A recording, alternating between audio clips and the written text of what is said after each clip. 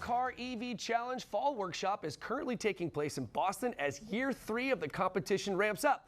The once-in-a-lifetime opportunity challenges students to engineer a next-generation battery electric vehicle that utilizes automation and vehicle-to-everything connectivity with energy-efficient, customer-pleasing features and meets the auto industry's decarbonization needs. Tiana Brown from Bethune-Cookman and Mr. Austin Brown, Director of the Vehicle Technologies Office at the Department of Energy, are joining us from Boston. Thank you so very much for spending some time with us. So, Mr. Brown, can you give us a little background on the competition and what its goals are? Sure, we have really big goals for this competition. So in terms of the basics, this is a 4-year automotive engineering challenge. And as you said, we're just getting into year 3 now. So it's a really exciting time when it's getting real and we're starting to see some of the great stuff that the teams are putting together. It's sponsored by the Department of Energy, General Motors, and MathWorks. And this year involves 13 teams from universities all over the country and actually even into Canada, where they're working on a specially designed Cadillac Lyriq. That's an all-electric vehicle.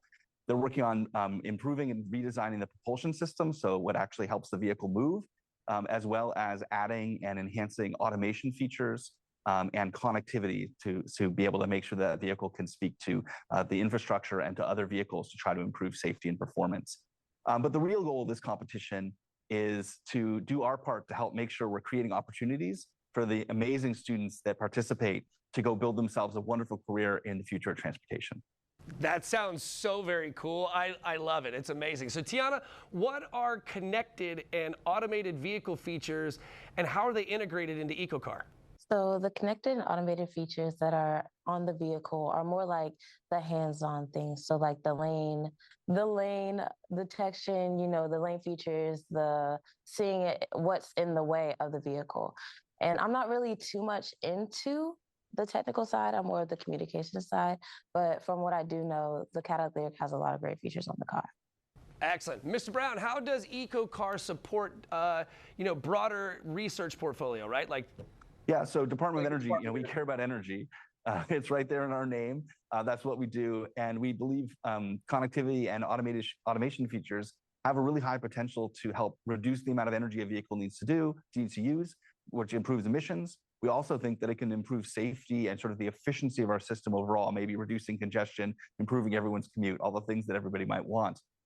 We have a big portfolio that Department of Energy funds at national labs, with university partners, and with industry. But this piece of our portfolio, this student competition, is a key piece, not only to directly identify some of these opportunities, but also, of course, to keep and develop a really strong talent pipeline to come in and engineer these systems in the future.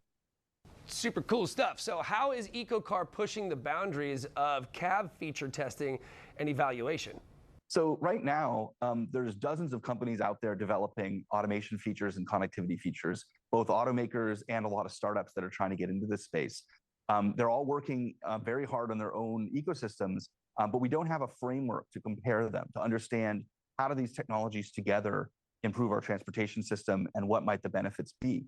One of the goals for this competition is because we have 13 teams going out there and showcasing their work and then competing it in an apples-to-apples way, we can help develop some of these standard approaches to testing and understanding benefits. So they'll be testing their vehicles out on the track to showcase what can this do out on a real driving circumstance.